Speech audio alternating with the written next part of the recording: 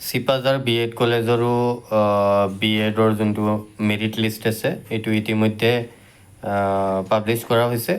তাৰ আগতে ন'টিছ এটা আছে admission related, declaration of merit list and ৱেইটিং লিষ্ট, মানে ডেটটো দিয়া আছে কেতিয়া মানে ডিক্লেয়াৰ কৰা হ'ব, মানে হৈছে।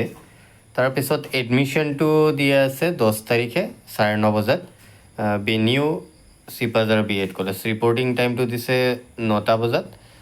তাৰপিছত কৈছে কেণ্ডিডেটে কি কৰিব লাগিব, অৰিজিনেল ডকুমেণ্টছবোৰ লৈ আনিব লাগিব ভেৰিফিকেশ্যনৰ কাৰণে। তাৰপিছত যদি কোনো ধৰণৰ মানে ষ্টুডেণ্টৰ যদি এবচেঞ্চ থাকে মানে এডমিশ্যনৰ দিনা, তেতিয়া 3টা কল মানে কৰা হ'ব, তাৰ নামত নাম অনুযায়ী কল কৰা হ'ব 3বাৰ। যদি এবচেণ্ট থাকে তেতিয়া কি কৰা হ'ব, কেণ্ডিডেটছৰ কেঞ্চেল কৰা হ'ব, আৰু তাৰপিছত ৱেইটিং লিষ্ট বা মেৰিট লিষ্টত থকা বেলেগ কেণ্ডিডেটবোৰে এডমিশ্যন পাব। তাৰপিছত ৱেইটিং list for all ৱেইটিং list candidate there admission will be considered after the admission of merit list. Merit লিষ্টৰ এডমিশ্যন হোৱাৰ পিছতহে ৱেইটিং লিষ্টৰ কেণ্ডিডেটবোৰে এডমিশ্যন পাব যদিহে ভেকেণ্ট থাকে। তাৰপিছত newly admitted students if they want to withdraw their admission for genuine reason can be done on the following condition.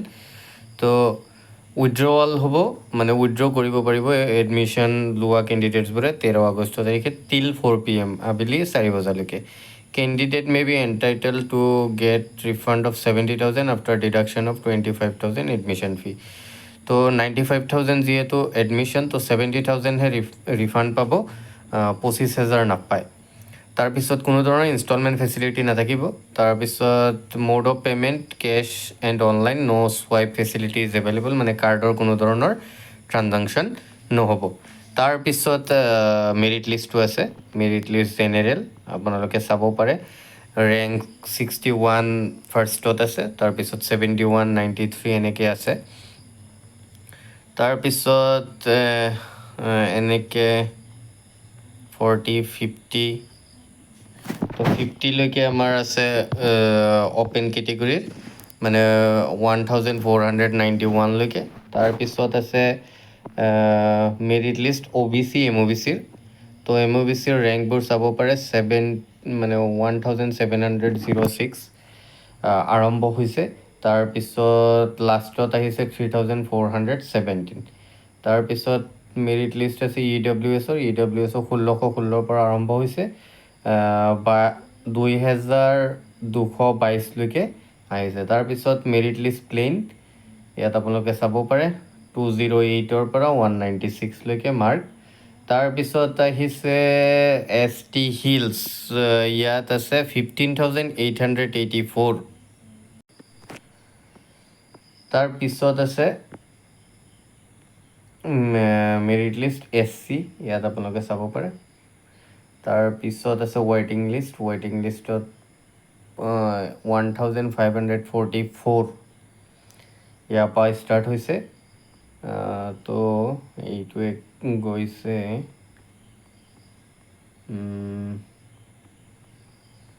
ৱেইটিং লিষ্টত আছে টোটেল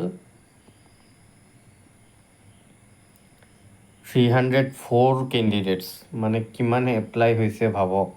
তাৰপিছত OBC, MOBCত আছে 51। তাৰপিছত EWSত আছে 23জন।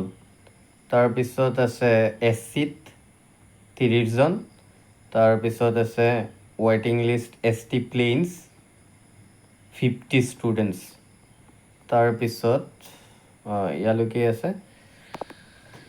তো আপোনালোকে চাব পাৰে কিমান কম্পিটিশ্যন হৈছে। তো আপোনালোকে য'ত মানে এডমিশ্যন পায় আপোনালোকে লৈ ল'ব, বেলেগৰ আশাত নাথাকিব, কাৰণ যিহে কম্পিটিশ্যন দেখিছোঁ এই বছৰ মানে BEdৰ ক্ৰেজটো অলপ বাঢ়ি গ'ল। চ' আপোনালোকে য'ত পায় তাতে লৈ ল'ব। Thank you so' much for ৱাচিং, আৰু এই ধৰণৰ ভিডিঅ' পাই থাকিবলৈ চেনেলটো ছাবস্ক্ৰাইব কৰি ৰাখিব। আৰু যদি কিবা কুৱেৰিজ থাকে আপোনালোকে জনাব। আৰু মই এইটো ভিডিঅ' মানে এইটো মেৰিট লিষ্টৰ PDF মই কমেণ্ট বক্সত বা ডেছক্ৰিপশ্যন বক্সত দি দিম আপোনালোকে চাই ল'ব তাতে থেংক ইউ